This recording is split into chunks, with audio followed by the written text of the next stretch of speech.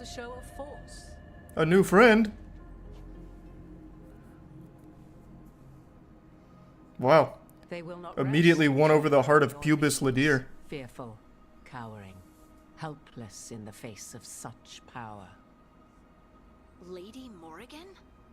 'Tis simply Morrigan to you, Scout Harding. What a pleasure to see you again. Rook, this is Morrigan, an old acquaintance. I thought she could help. Morrigan helped the Inquisition when Varric and I were part of it. She knew more about ancient magic than anyone, except Solus. 'Twas both pleasure and necessity to help then, as it is now. Stopping It is not great, Stephen. shall require many hands. Oh wait, more options. Oh. Whatever comes, we're ready for a fight. Words easily said, but rarely proven. Yeah? What do you know about all this that we don't? As dangerous as Solus himself may be, his imprisonment of the gods was just. To leave them unchecked would have been the very end of Thedas. All this horror because a bunch of power-hungry gods want even more power. Well, they were also trapped, to be Powerful fair. among us ever done otherwise? They kind of just wanted to be So how do we freed. stop them? Set aside your notions of godhood and see them for the ancient, powerful mages they Yeah, are. Standing against them shall require serious magic. I'll of your contribute own. to When you elevating interrupted the Dragon's content, ritual, as did the you have them streamers crocheted say. the I'm not tools? gonna comment a lot. We're just gonna be running some raids But soon. it got lost in And chaos. we're gonna be Then you relaxed. would do well to find it. Watching It's better some in your hands moist, than those of the gods. moist critical Is there here. anything else Maybe. Solus might have had that could help I don't us? know how long I can We're in tolerate this, fucking well, he calls it Veilguard the right here, lighthouse. but Ah, this shit, yes. you know, The man, legendary sanctum of the Dreadwolf. there It is has been a said de-evolution he's a Luvian. of The this Virus industry, could travel whether to people any want other to admit it or Luvian not. of his choosing. These people have become That's lazy. not how it works right I'm now. sorry. It It's only like, goes to art with it.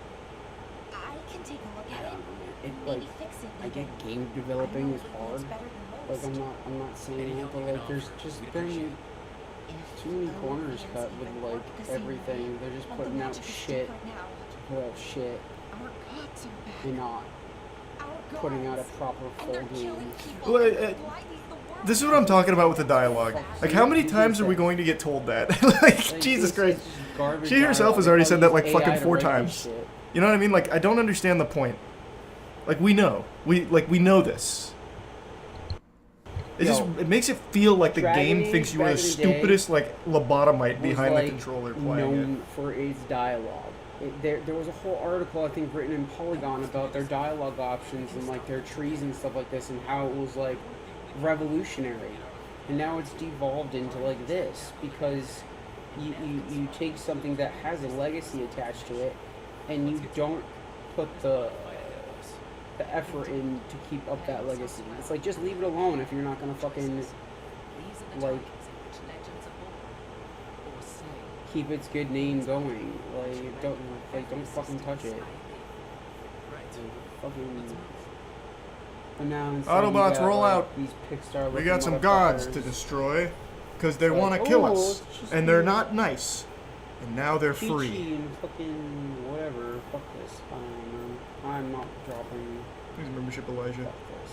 And it's not just like sour grapes either. Gaming is just like trash these days. I say this as I'm playing WoW, but like even WoW is just garbage too. Like this shit's garbage. Like they fucking throwing out what a $90 mount.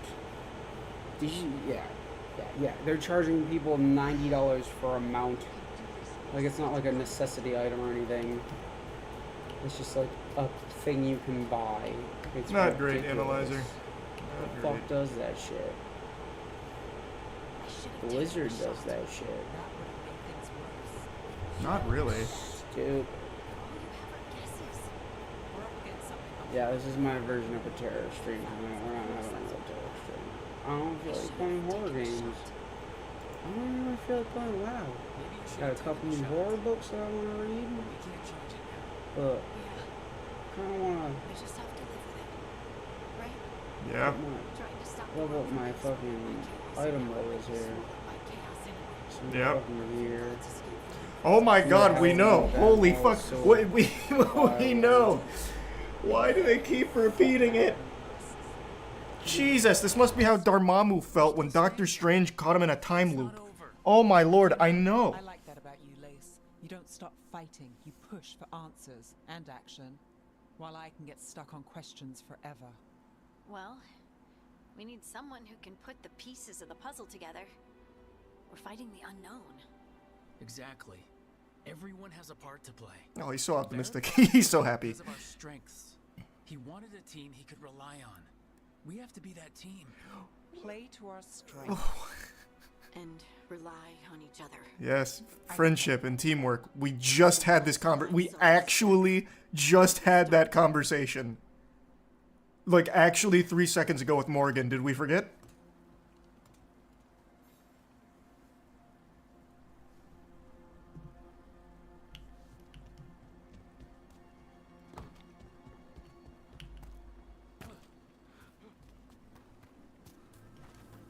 Look, There's magic lingering. What happened to the elven gods, though? Yeah, no one knows yet. That's the mystery we gotta find out. Spawn. Oh no, what if it took the dagger? Only one way to find out.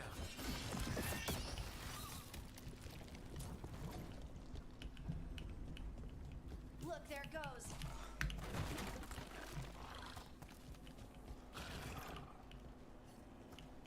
I don't know about that, Hari.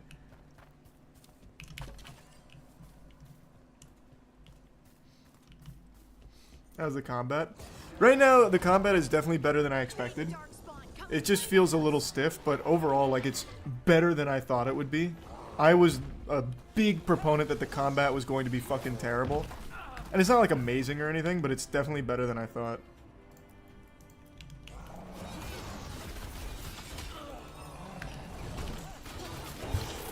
It looks like Hogwarts Legacy. Let's be real, dude. I don't know about that, Taylor. We have to go after that ghoul. Let's get this gate open. Look up there. That magical. Bro can't say it's good because of pride. What? No, man. It's, like I said, it's fine. It's better than I expected. But it's not, I wouldn't say, like, it's great combat or anything. Like, you can probably tell just by watching, but it's pretty clunky. But I expected it to be much worse. Like, the ability... Why am I not climbing? There we go. Like, the abilities so far are pretty fun. But the way it plays is just actually super slow for, like, any kind of hack-and-slash combat style. In this style. Good work. Let's keep on the trail.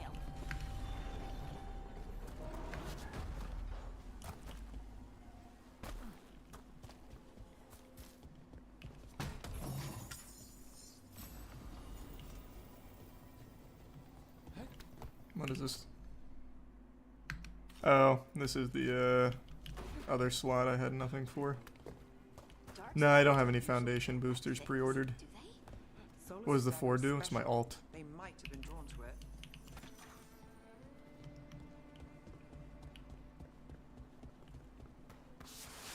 Anyone spot that ghoul? It must have come this way. Look out! More dark spawn ahead.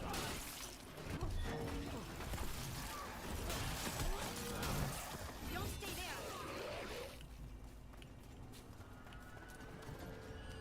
More darkspawn coming out of those pools.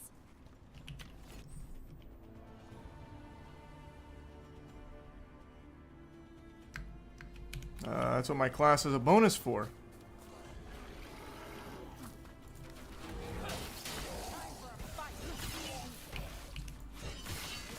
Can I only use it on the big enemies?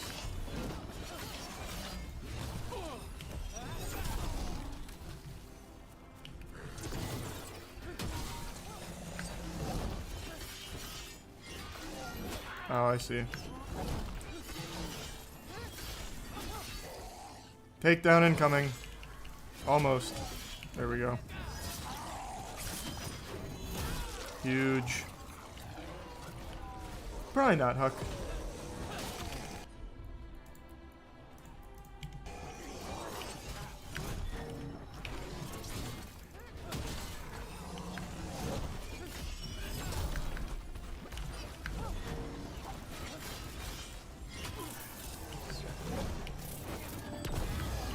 I should have just used my ult in between it. I'm still going to.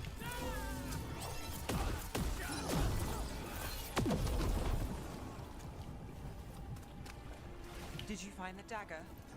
I don't think these darkspawn took Of it. course I didn't find the Let's keep looking. fucking dagger. We killed 2 little trash mobs. Why would they have it?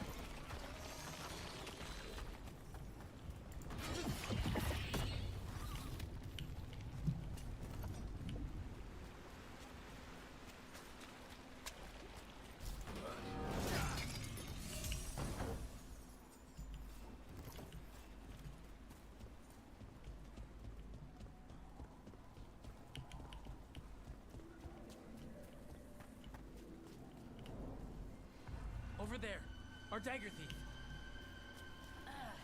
More blight in the way.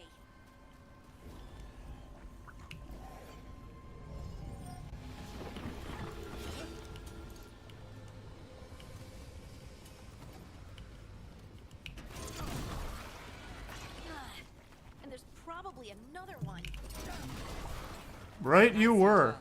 I mean, it's gross, but you can't argue with results.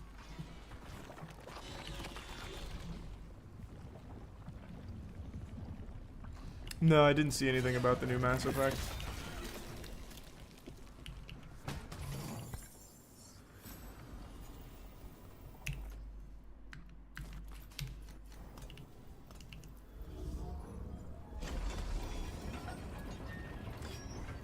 That's super true, Nara.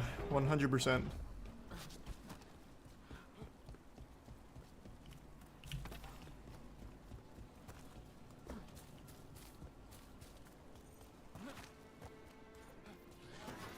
That's a problem.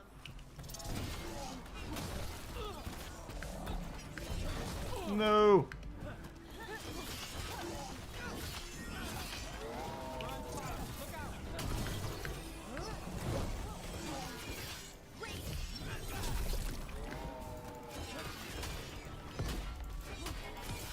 End it now. Thanks, Resub Tom.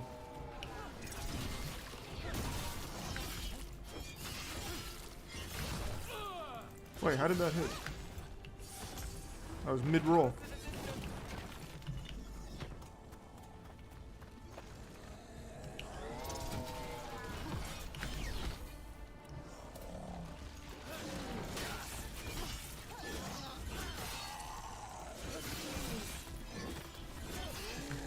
Look, another one of those magical beams.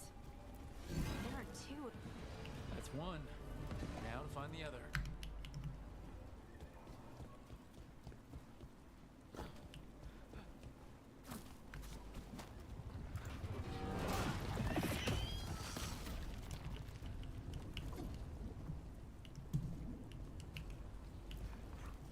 Thanks a Prime G&D.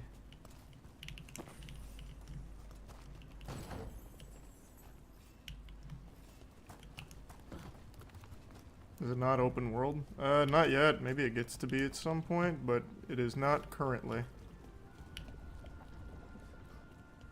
I'm a little over, well, about 2.5 hours in. I'll get up to that.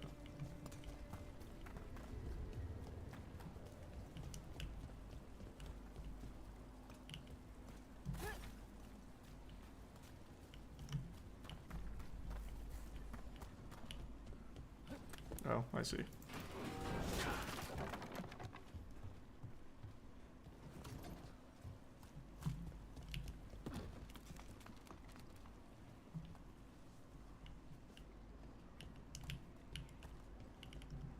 Oopsies. Yeah, you know, it's kind of hard switching between 5 characters, I'm not gonna lie. Can't keep track of. That's why I have the rotations in order, but sometimes I just. I'm not very good at Another new having 5 axe. different Holy tunes. shit.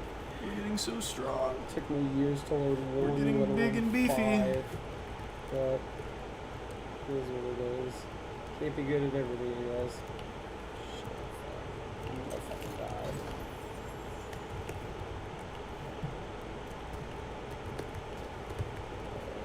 Here's a prime run. I'm a trash out of things, but fucking worst. pretty good hunter. I'm a bad tank. I'm a very bad tank. Don't ever let me tank with you. I'm not a... I can do tanking, but I've never even attempted to really... Just because I don't think I fucking gonna get it. I let all these motherfuckers die, what do I say? I thought for sure that would one-shot them. Oh yeah. Mean. Two of these. Ooh, I'm sorry to hear that, Diamond. That's fucking awful. Ooh, we got something. Probably. Hope everything's okay. Don't beat my fucking roll, you piece of shit.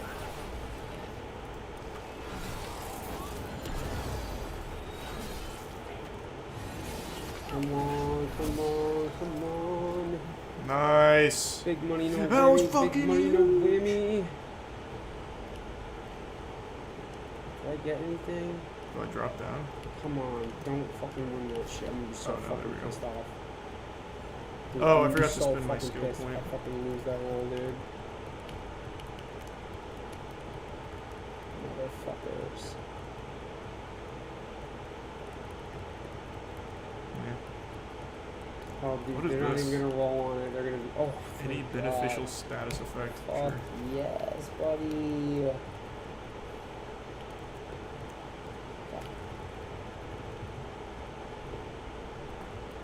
Give me what I want, and I'll go away. Nice. Works.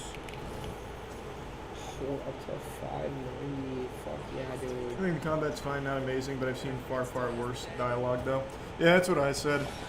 Combat's better than I expected. Not great, but better than I thought it would be. The big thing is really the the writing is very, very bad. It's just kind of boring overall so far. I'm taking a lot of damage. I'm just kind of absent-mindedly hammering this guy.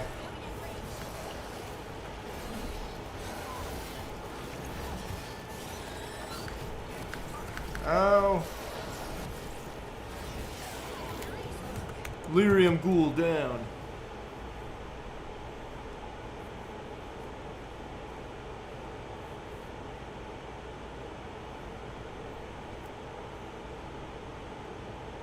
That's the dagger!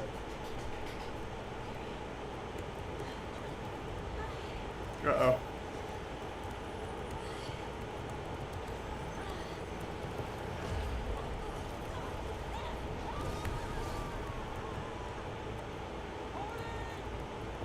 Don't worry, she's not dead.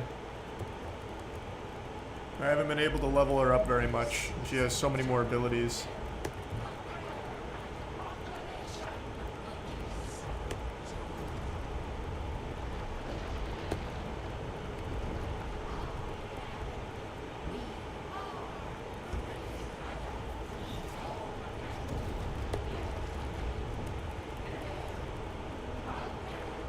Harding, what are you saying?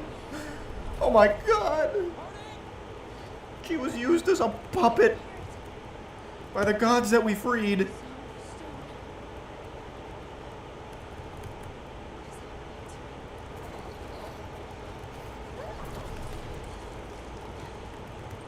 You've become so strong.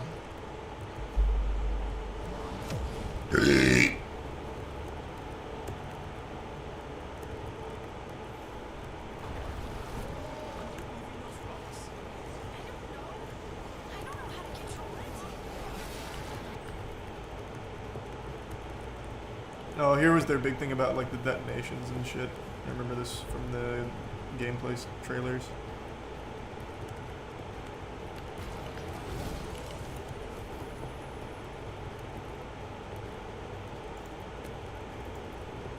Nice. And it also combos with Titan Stomp. Nice. Take that.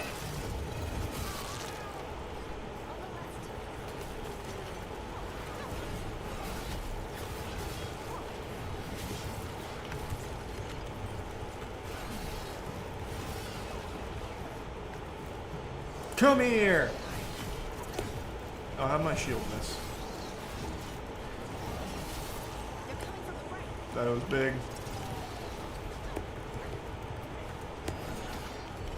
That's not who I wanted to hit with the kick. That's okay though. Primer deton. Oh, I can't yet.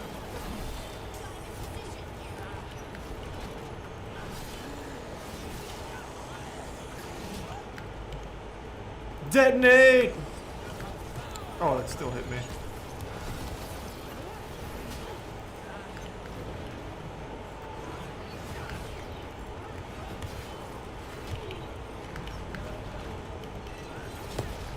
I didn't kick him into the guy.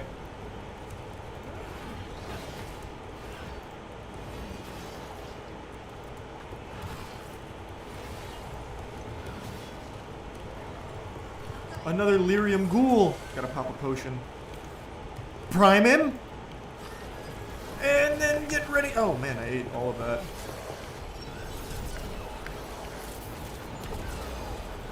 Is he prime? Oh Jesus Christ.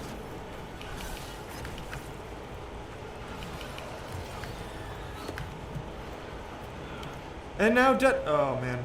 Still on cooldown. Oh I fuck! also just noticed my health. I wasn't paying any attention.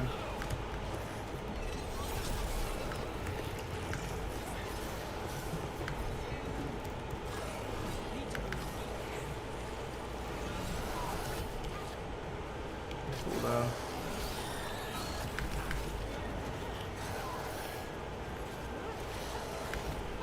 Jesus, man. The axe so far is really shit. It's too slow to like actually punish things. And since I can't parry with it, well, at least I don't think I can. I haven't really tried. I'll try it after this.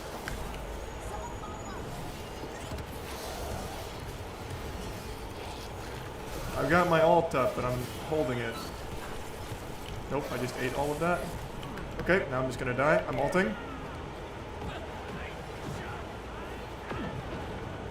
Huge iframes on that.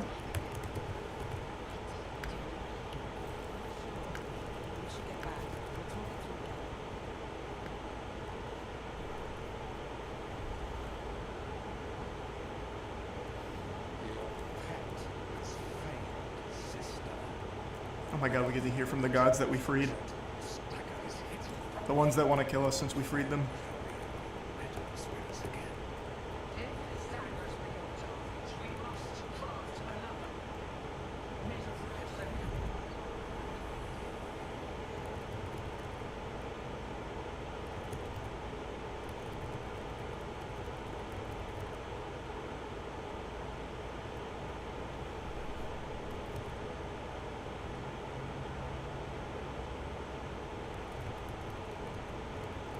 You said something took you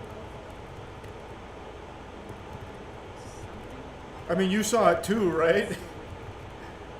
What? Yes. Of course something took her over. It can't be possession, can it? I doubt it. Ghouls can't be possessed. They are connected to the faith. Solus's dagger triggered this event. But how? And why? I'm sorry, Grace. I wish I had answers. It's alright. Talking is out. And hey, we got the dagger, right? Mission accomplished.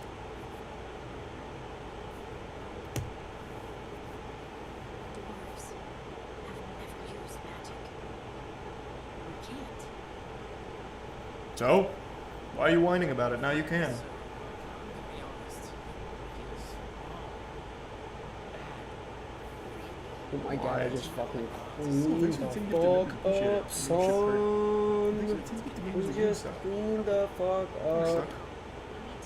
Came in like Mr. fucking Clean and did a little dirty work. Fucking ruined somebody's day for sure. Oh, you didn't get your piece of gear today, kiddos. Sucks to suck. But I did. I got fucking. I'm getting 3 fucking pieces of gear today, motherfuckers. Woo-wee! But this is more than the stone sets I have. You don't like what's happened. Come on, bitches, roll. Let's go. For us working together. Make a move. I don't give a fuck. Oh, there's a heart option here. These on my motherfuckers watch. just don't want to roll because they're going to Stern. lose. Can't beat a 96, cocksuckers. Oh, sweet. Well, thanks, Suck. I hope you're doing well. Just like that, huh? Yep, just like that. We can deal with everything else. I have no idea if I can say cocksuckers on YouTube, but hey, it is what it is, right? I'm gonna lie down. Yo, these people won't roll. The gods are playing. I'll find someplace to relax and try to restore some faith. Good luck. Try not to let it get to you. I won't, Harding. I'm gonna go smoke some meth and fall asleep. Progress. I'm kidding. That doesn't happen when I smoke meth. I'm not sure, Can you shut up? I'm trying to leave. Please? but I know it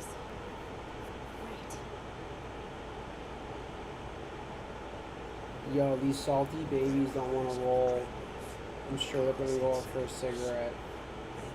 And I'm going to come back. There's going to be fucking gear.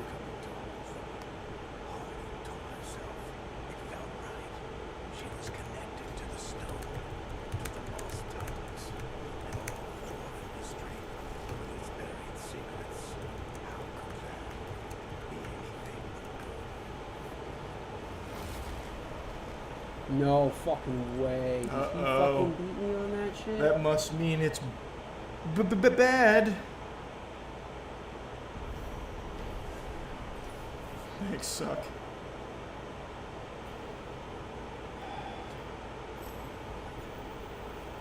Oh, I got a new item for Harding, huh?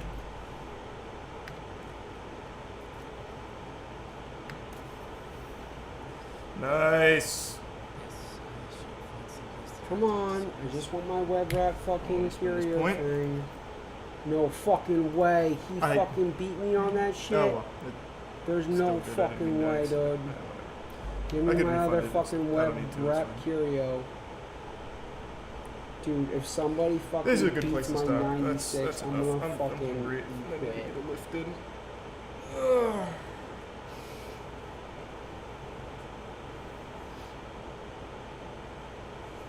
Yeah, I'm not liking it all that much. Combat's a little better than I expected, but the rest is a little worse than I expected. Thanks, membership Breeze. Alright. I'm heading out. I might stream again later tonight. We'll see. If I don't, then I'll see you tomorrow. Have a good night, everyone. Sleep well. It's fucking 6 p.m. Have a good night, everyone. I'll either see you later tonight or Dude, tomorrow. where the fuck Bye-bye. is my gear? There's no fucking way, bro. You only got fucking one of those? Shut the fuck up, dude. These little fucking pieces of shit, dude. Is he done? Oh, fuck, man. Are you shitting me?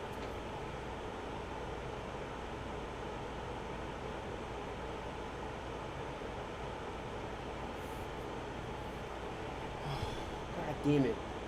How did they fucking beat that shit? Oh, God.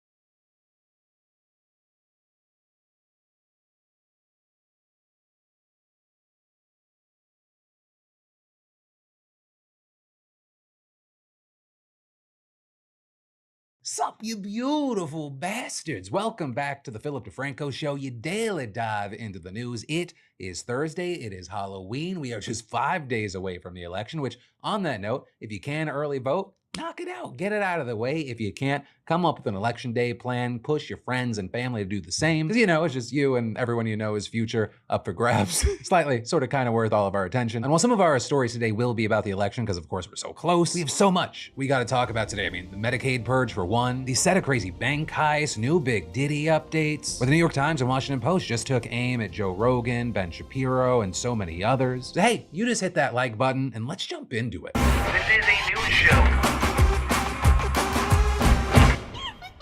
So first up today, in one of the most requested stories of the day over on the text line, let's talk about how the Washington Post and the New York Times just dropped two massive pieces saying that some of the most popular podcasts and YouTube channels in America, they are casting doubt about the integrity of the 2024 election, with experts saying what was described as a free flow of misinformation could prime listeners not to accept the election and even boost support for Trump and others who would want to challenge the outcome if he loses. Right? And with this, their scope wasn't small, right? They weren't talking about a couple of podcasts. With, for example, the Washington Post saying that according to a new analysis, these doubts about the 2024 election have been aired by more than 24 popular podcasts, with some of the most prominent of those 26 programs they talked about, including the Joe Rogan Experience, which of course is the single most popular podcast in America. They also mentioned some other big names like Ben Shapiro and Charlie Kirk. The New York Times also prominently displaying several, including Tim Pool and Tucker Carlson. This is election interference by Joe Biden. They're cheating already in Michigan. Your party rigged many of the voting rules in advance of the election. All the sadness we've seen after the clearly stolen election, which makes it clear that the election was stolen. With the Washington Post saying that all 26 shows it analyzed, quote, have amplified unfounded assertions, including that the election will be rigged or stolen. Right? And with all this, you have people arguing that this is incredibly significant, not just because it's happening, but because specifically podcasts in this election cycle have played a huge role, right? In a way we've never seen before, with the Washington Post writing. Both Trump and Harris have embraced a medium that nearly 100 million Americans listen to weekly. And this is some of those podcasts that have even provided a platform for Trump to come on himself and make those lies direct to consumer, with probably the most notable recently being Trump's appearance on the Joe Rogan Experience. Right? I mean, just on YouTube, that thing racked up 40 million views. And while there, Trump lied about a number of things, but he also repeatedly made false claims about the election, with him going through many of his greatest hits with little pushback from Rogan. And at one point, Rogan even tried to downplay Trump's election denialism by claiming that a lot of Democrats have also denied elections in the past. One of the things that was fascinating also was the denial of the election results is a pretty common thing. Hillary Clinton famously denied that, and she called you an illegitimate president, and she said that Russia put you in place. Even though she conceded.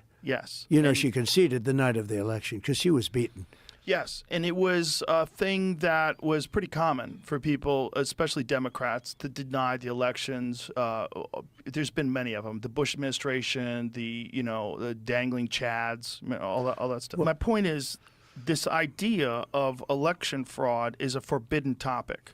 And you get labeled an election denier. Right. One, even Donald Trump in that interview noted that Hillary Clinton conceded. And two, that is a false equivalency to say that she contested the election results, when what she really did was simply point out, and it is a well-documented fact, that Russia tried to interfere in our election by fucking with stuff on Facebook and other places. Also, at another point in the Rogan interview, it appeared that he tried to lead Trump with a question about election vulnerabilities and fraud, but then failed to push back on anything he said. Let's talk about the potential vulnerabilities for elections and election fraud. One of them is mail-in ballots. The other one is if someone can break into voting machines, if someone can hack voting machines. Those are two huge ones. So and Elon Musk, done? Musk, I think he said it publicly. I hope he did because I wouldn't want to be the one. But he's a really smart guy, and he's a very good guy with computers. Right? He said to me that unless you have paper ballots, it can never be an honest election. That's a big statement. It's a big statement. We should go to paper ballots. Now we have these sophisticated machine that goes up to heaven. It goes all over the place and down and around. And they say, we'll need 2 weeks to figure out who the hell won the election. Do you think that's by design? Yeah, I do. I think it's very crooked. That's my opinion. Now, notably here, I will say Rogan did ask Trump a few times if he had evidence for his election fraud claims. But when Trump finally answered, he kind of just accepted his response, which was, I'll just let you see it for yourself. The 2020 elections, you say you have all this evidence that it was rigged. Why haven't you put this evidence in a consumable form? In what? Oh, I did. I have books on it. And by the way, books have been written on it.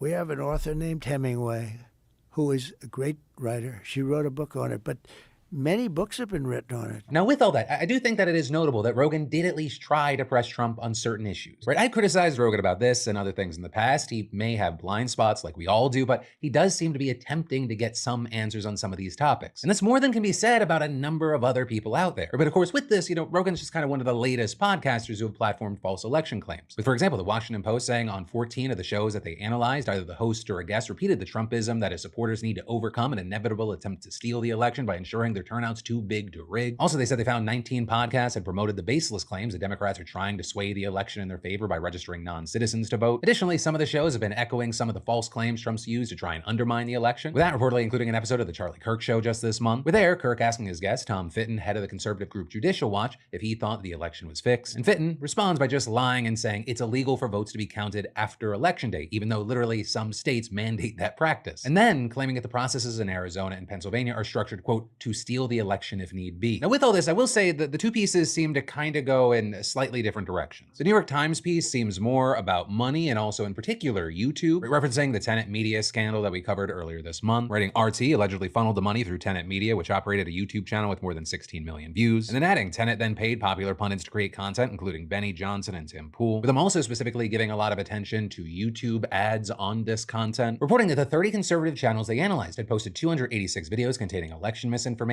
and in total, those videos garnered more than 47 million views, and YouTube generated revenue from ads on more than a third of them. The researchers also said that they found some of the channels made money from their videos and monetization features available to members of the YouTube Partner Program. But with all that, very notably here, a YouTube spokesperson said none of the 286 videos violated its community guidelines, saying in a statement, the ability to openly debate political ideas, even those that are controversial, is an important value, especially in the midst of election season, and specifically around money, saying most of the 30 tracked channels are ineligible for advertising and some had previously violated the company's content policies, and saying this report demonstrates our consistent approach to enforcing our policies. Right, and all of that is the Washington Post piece kind of focused more on the mediums themselves and the tools that they have, with the Post reporting that because podcasts operate largely outside the view of the tech industry monitors, that they're more vulnerable to disinformation than many other sources. But with all that said, of course, that is just one part of this story. Right, because once these stories dropped, we ended up seeing the subjects of the pieces as well as their supporters and fans reacting. Right, Ben Shapiro saying the Washington Post and New York Times just simultaneously dropped pieces calling for the destruction of conservative media and saying these are supposed guardians of the free press and free speech. What unbelievable liars. Elon Musk saying the New York Times is pure propaganda. And actually all of this is we knew that these pieces were going to come out thanks to the subjects of them, with several of the creators tweeting out questions they were getting about these pieces from the people writing it. With Tucker Carlson, for example, sharing this text message that includes a number of questions. You can pause here to read that yourself. With Tucker then responding, so the New York Times is working with a left-wing hate group to silence critics of the Democratic Party. Please ask yourself why you're participating in it. This is why you got into journalism? It's shameful. I hope you're filled with guilt and self-loathing for sending me a text like this. Please quote me. And then to the response in question, would you like to address any of the points or questions above? He said, would I like to participate in your attempt to censor me? No thanks. But I do hope you'll quote what I wrote above and also note that I told you to fuck off, which I am now doing. Thanks. But again, all of this is developing in real time. We'll have to see if anything actually comes from this, any sort of fallout. In the meantime, I gotta pass the question off to you. What are your thoughts here? And really it can be about any and all aspects of what we talked about, because obviously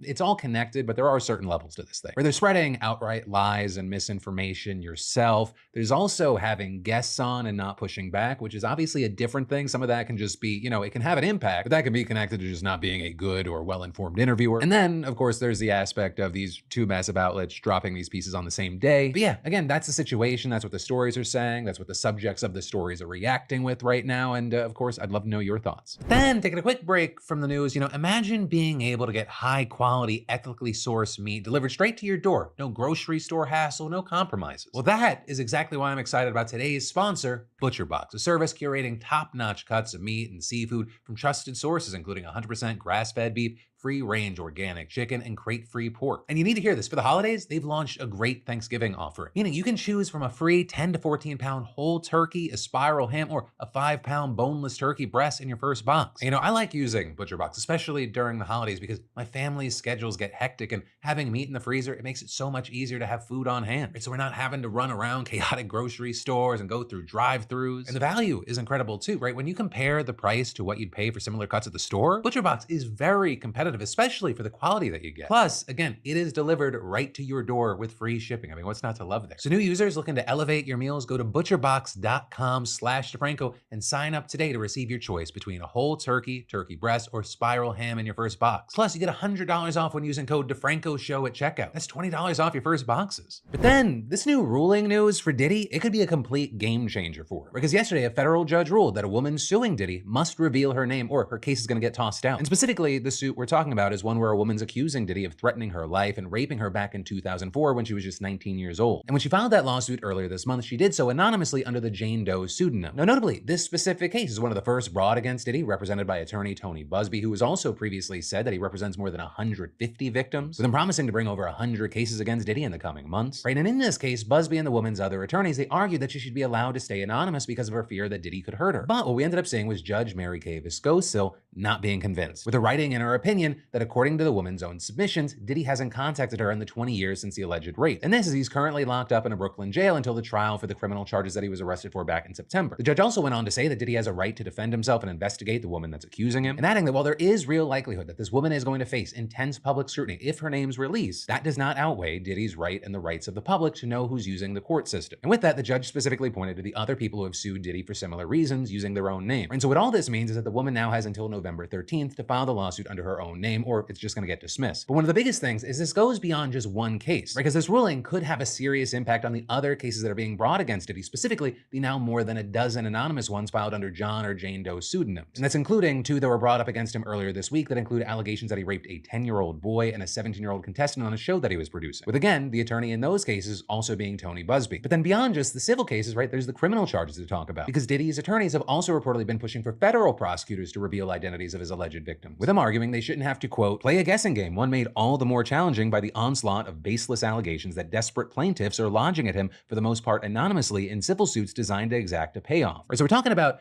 big news, and it's going to be very interesting to see what the ripple effects end up being. But then, last night, the Los Angeles Dodgers beat the New York Yankees in Game 5 to win the World Series. And while some of my LA buddies responded by going like, yeah, and another literally cried, a number of other fans, they gathered together to celebrate, and things went from rowdy too destructive. We're talking about people vandalizing and breaking into businesses, stealing armfuls of shoes from a Nike store, and even setting a bus on fire. Just a whole ass MTA bus on fire in Echo Park. And then when the LAPD stepped in, things didn't get much better, especially as fans took hours to clear the street following a dispersal order. And according to the LAPD spokesperson, there were street takeovers in several places, and police used less lethal munitions to try and control the hostile and violent crowds, with reportedly just 12 people being arrested on charges like failure to disperse, receiving stolen property, and commercial burglary. This, as many online actually heavily criticize the police response to the celebrations. Like with one person saying on a video of the bus burning, the LAPD are to blame for this. They were out in their riot gear minutes after the game was over yelling at people to go home. Bitch, we are home. Others also calling upon Mayor Karen Bass to just let people celebrate and, quote, call off the goons. But I will also say it wasn't all insanity, right? There were a lot of celebrations that happened all over the city without incident. Fireworks and chanting, people banging pots and pans together from their porches, and just overall happiness. We also saw things like in Little Tokyo, a crowd gathered around a mural of Shohei Ohtani, the Dodgers player who became the first ever to hit 50 home runs and steal 50 bases in a single season. We even saw the Hollywood sign taken part with just the D lighting up in blue. But also, while there's the question of what celebrations might look like from here, you had Bass putting out a statement saying that the LAPD is going to be on high alert this week to protect communities and businesses, with her adding that as the celebration continues, quote, violence will not be tolerated. But yeah, with all that said, one, Dodgers fans, how you feeling? And two, Yankees fans, what are your feelings about Aaron Judge and or any individual players? Looking online, a lot of people have a lot of thoughts to share. Man, I don't think I could be a professional baseball, basketball, football player and have social media. But then, we gotta talk about how a South American heist crew pulled off an Ocean's 11 style spree across California, stealing $2.5 million before the FBI ultimately tracked them down, with now 10 suspects facing charges. With the FBI saying the crew apparently was helped a lot by just acting like they were supposed to be there, which makes sense because an ultimate truth of life is confidence is 95% of everything. There's a reason so many mediocre people succeed in life. If you act like you belong, right? And so they'd wear construction vests and hats alongside surgical masks to hide their identities in order to scout out banks when planning their heists. Right? And so this allowed them to target the banks more like you'd see in Ocean's 11 rather than Heat. And there were things like during scouting missions, they would spray paint camera lenses and scout out bank floor plans. Like for example, in May, they got access to an ATM vault in Fresno and $80,000 by drilling through the wall of a unit that was next to the bank. And the whole shtick shtick of get into a neighboring business to rob a bank, that was actually considered a signature move of theirs. Like in mid-September when they stole $247,000 from a Wells Fargo in Fresno again, but doing so by breaking into the pet spa next door. And this is on top of that, they also used signal jammers to prevent wireless security devices from working. However, things started to unravel for them back in May when the FBI started following the case, with them quickly linking the group's tactics to several robberies across California, and the FBI noticed that during the robberies there were always 3 cars present: a silver Suburban, a silver Audi SUV, and a white Ford Explorer. But then a huge break coming in September when the Chevy was pulled over in Simi Valley. Turns out the car was reported stolen by Hertz Rental, although the driver claims to have been unaware of that and said he had just rented the car from a club promoter. The FBI, they track this person down, they interview him, they learn that he's also loaned the car out to a man by the name of Gordito, and that is when the whole house of cards just came crashing down. Right, and that because the Chevy also happened to have an Apple AirTag device in it, so it allowed the FBI to track all of its movements and connect it to Airbnb rentals in every city that had a bank robbery, as well as see that it was always near the robberies. So they go after Gordito, who's later found to be Alex Moyano Morales, a Chilean national who allegedly led this group, which on that note, the group was apparently made up of mostly Chileans, as well as at least one who ultimately came from Venezuela. But either way, it ends up that Moyano is linked to crimes both in California and Chile and was finally picked up in Glendale. And it turns out he's been using aliases to avoid capture for quite some time now. Now, as far as the rest of the crew, they were still out and about until October 18th when they were tracked down in Oregon and Seattle, because one group had set up shop in an Oregon Airbnb before becoming suspicious that police were on their tails, with them trying to get out in a hurry, even abandoning tools, but the police still got them. And then the other group, they set up shop in Seattle on that same day before getting nabbed themselves. But y'all, with all this, let me say 2 things. One, officially, and then one, not so officially. Officially, y'all, crime is never the answer. But then also, unofficially, y'all, crime is never the answer for this amount of money. There was 10 of all. You brought in $2.5 million, split evenly. That's $250,000, and now you're gonna face years behind bars? And to steal that amount of money, you were doing super cool, smart spy shit? Maybe I'm thinking too highly of you, but it sounds like you have applicable life and work skills. Like with the kind of high-tech shit y'all were doing, it sounds like you should have been leaving Fresno, gone up to San Francisco, and been making $500K a year plus stock options. And now I'm feeling kind of bad. I'm like, maybe you didn't have a father figure in your life who told you to dream. But hey, anyway, I guess enjoy prison. But then, in super fun, can't trust anybody these days news, let's talk about people trying to take your money. And specifically, I want to talk about what a group of hackers have been able to do with an app called Fake Call, according to security experts as Imperium. Because this hack that's being used involves Android phones, and it works by hijacking calls to banks and rerouting them to hackers. It even puts up a fake image on the screen to still show the bank number so users think they're still on a call with the bank. And it turns out it's based on similar tech that was discovered back in 2022, although the exact method has obviously changed since then. You see, specifically here, it starts with a phishing attack with users then downloading an APK, which is the format Android apps come in, and they're now pretty screwed unless they uninstall the app. From there, the app then asks to be set as the default calling app, and let's just be honest, most of us just see something, we go, yeah, whatever, go, click, click, click, get out of my face, yeah, Mickey Mouse can kill me and I won't sue. But here, when clicking the prompts, it becomes the default calling app, and it gives the malware a ton of access to the phone, and it abuses its accessibility features to redirect the calls. And that, it might actually just be the start of it as well. Or because according to researchers, the malware might actually be far more powerful than that and can fully hijack your phone, not just calls. Are we talking about things like giving other apps more permissions than they should have and monitoring Bluetooth and screen activity? Also, to be clear here, right, the name of the app may not always be Fake Call, right? They can change it to whatever they want. But then to kind of broaden the issue here, this actually highlights something that Apple has argued in their antitrust court case, where they argue that their closed-off App Store ecosystem, it allows them to prevent hacks like this, which is partially true, as these kinds of vulnerabilities are far, far less common on iOS. But all that being said, right, the normal anti-hack advice still remains the same. Do not download shit from emails or click random links. Also be hyper vigilant of even the most normal looking emails, because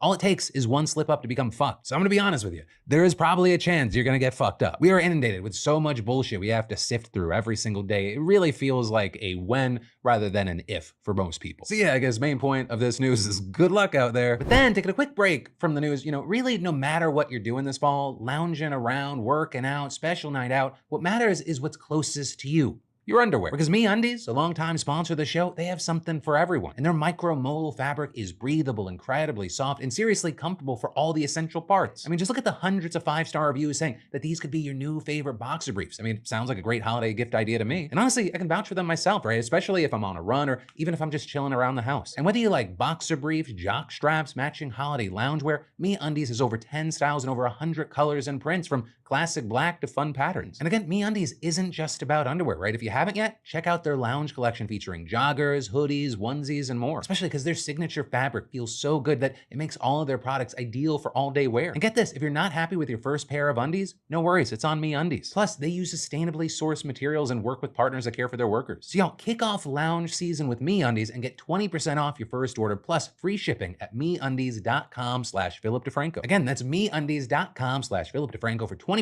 off plus free shipping. MeUndies, comfort from the outside in. But then, Texas is denying children access to life-saving procedures, critical care, and other essential health services. The state specifically doing this by mass purging millions of people from their Medicaid rolls, causing many people to just lose coverage even when they're still eligible. And now, because of the sheer number of people who have wrongfully lost coverage who are trying to get it back, Texas's Medicaid offices have been completely overwhelmed, meaning that people who improperly lost their insurance have to go without coverage for longer periods, sometimes waiting months at a time. And all of this as the state's medical system is being strained by the large population of newly uninsured. And here's the kicker, a new investigation by ProPublica and the Texas Tribune has found that it was completely preventable. So for some background here, during the pandemic, the federal government paid states billions of dollars to not kick people off of Medicaid and make the health crisis that much worse. So as a result, Medicaid rolls grew astronomically nationwide. I mean, just in Texas alone, the number of people receiving those benefits increased by more than 50% to 6 million. But in April of 2023, the federal government stopped requiring states to keep everyone enrolled, with them leaving it to the states to determine who was still eligible and who needed to be removed, a process that is commonly known as Medicaid unwinding. And I mean, right from the get-go, federal officials were worried about how this unwinding would impact vulnerable Americans, like the millions of low-income people who rely on Medicaid for healthcare. So in order to prevent poor families from losing coverage, the Federal Centers for Medicare and Medicaid Services, CMS,